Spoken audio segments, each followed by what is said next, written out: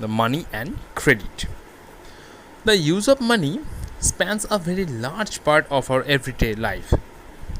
If you are looking around you, you would easily be able to identify the several transactions involving money in a single day. In many of these transactions, goods are being bought and sold with the use of money.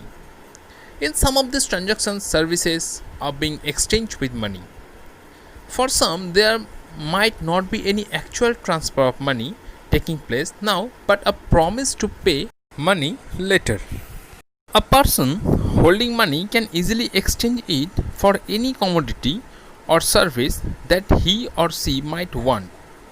Thus, everyone prefers to receive payments in money and then exchange the money for things that they want. Now, take a case of shoe manufacturer. He wants to sell shoes in the market and buy wheat. So, the shoe manufacturer will first exchange shoes that he has produced for money and then exchange the money for wheat. Now imagine how much more difficult it would be if the shoe manufacturer had to directly exchange shoes for wheat without the use of money. He would have to look for a wheat growing farmers who not only wants to sell wheat but also wants to buy the shoes in exchange. That is, both the parties have to agree to sell and buy each other's commodity. This is known as double coincidence of wants. So, double coincidence of wants means what a person desires to sell is exactly what the other wishes to buy.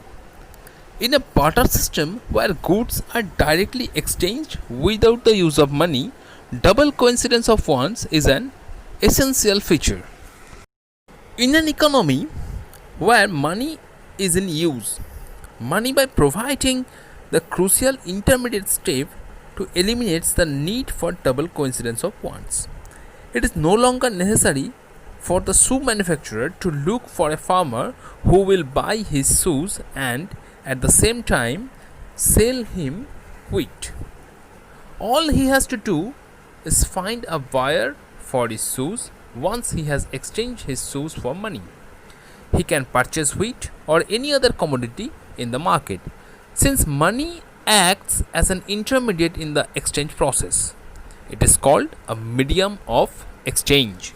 So, money used as a medium of exchange in transactions.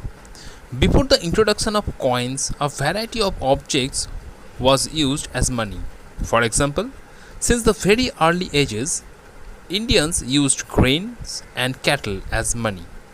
Thereafter came the use of metallic coins, gold, silver, copper coins, a phase which continued well into the last century. Modern forms of money include currency, paper notes, and coins. Unlike the things that were used as money earlier, modern currency is not made of precious metals such as gold, silver, and copper. And unlike grain and cattle, they are neither of everyday use. The modern currency is without any use of its own. Now the question is, why is it accepted as a medium of exchange? It is accepted as a medium of exchange because the currency is authorized by government of the country. In India, the Reserve Bank of India issues currency notes on behalf of the central government. As per Indian law, no other individual or organization is allowed to issue currency. Moreover, the law legalizes the use of rupee as a medium of payment that cannot be refused in setting transactions in India. No individual in India can legally refuse a payment made in rupees. Hence, the rupee is widely accepted as a medium of exchange. Another form in which people hold money is as deposits with banks.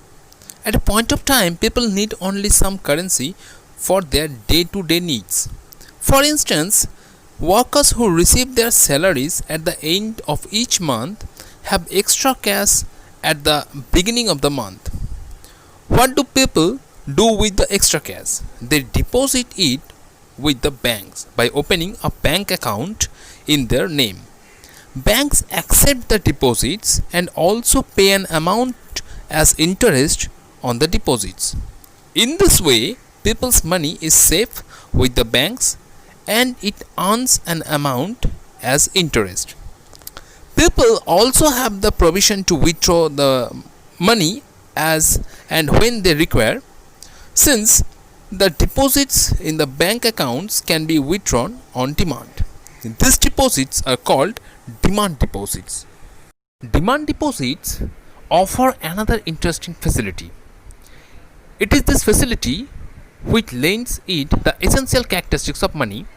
You would have heard of payments being made by checks instead of cash. For payment through check, the payer who has an account with the bank makes out a check for a specific amount. A check is a paper instructing the bank to pay a specific amount from the person's account to the person in whose name the check has been issued. Thus, we see that demand deposits share the essential features of money.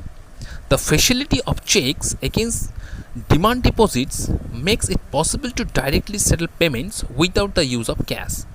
Since demand deposits are accepted widely as a means of payment along with currency, they constitute money in the modern economy. This much for today. Next day we will discuss the basic functions of commercial bank and loan activities of the commercial bank. So I hope today you understand the class. Thank you for today's session.